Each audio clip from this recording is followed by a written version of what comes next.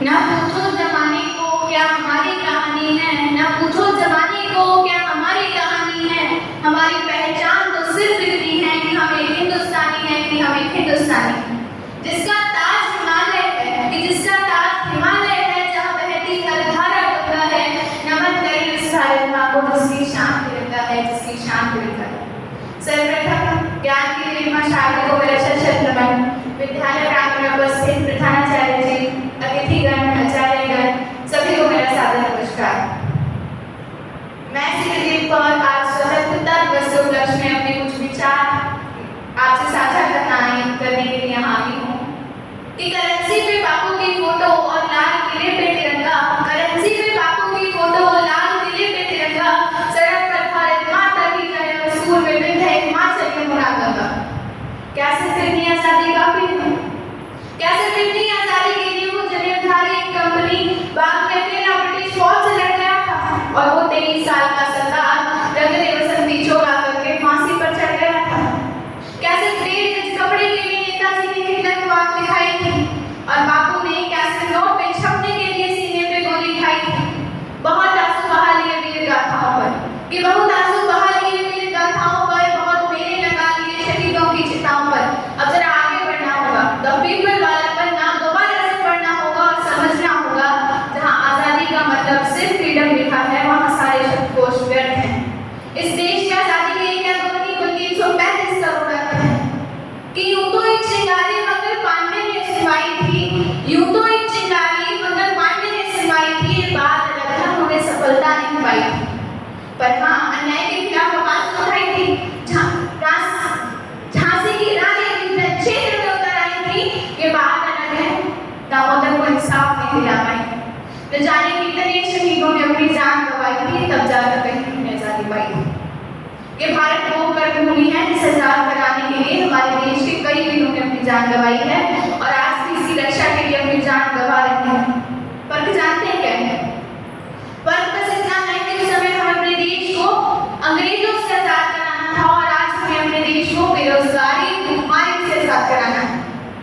आज का मेरा विषय सिर्फ देशभक्ति, राष्ट्र निर्माण, आजादी, युवा नेतृत्व ही नहीं, अपितु इनमें सतत विकास जो भविष्य की ओर अग्रसर करता है, जिसकी परिकल्पना उस वृक्ष के समान है जिसकी जड़ें पुरातन संस्कृति हो, जिसका तना लोकतांत्रिक मूल्य हो, जिसकी शाखाएं हो सबका साथ, सबका विकास, सबका विश्वास, युवा कौशल जिसकी पत्तियां हो, जिसे सीधे हम अपने परिश्रम से और बदले में मिले हमें फलस्वरूप विकसित विश्व गुरु भारत।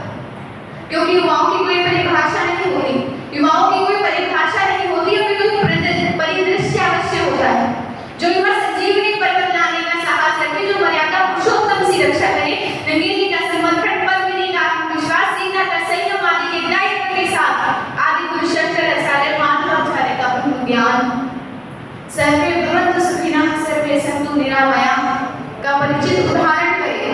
फिर चाहे वे लंका में आपातकाल हो, बदग्रस्त नेपाल हो, अफगानिस्तान में अकाल हो, तुर्की का भूकंप विकराल हो या फिर कोरोना में हाहाकार हो।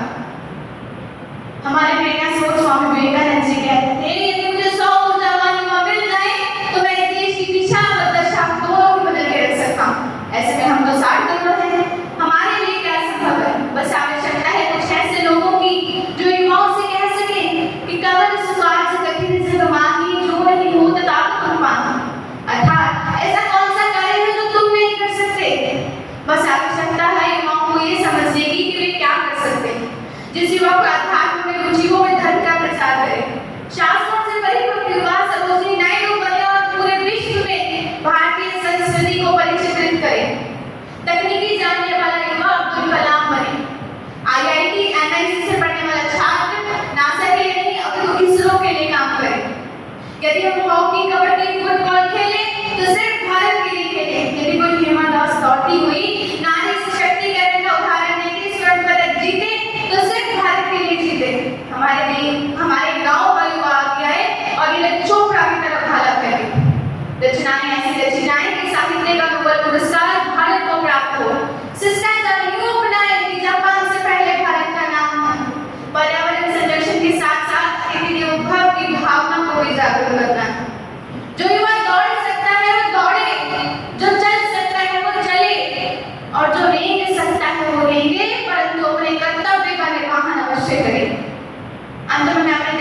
युवाओं के लिए कुछ कहना चाहूंगी कि उठो जवान देश की वसुंधरा पुकारती, कि उठो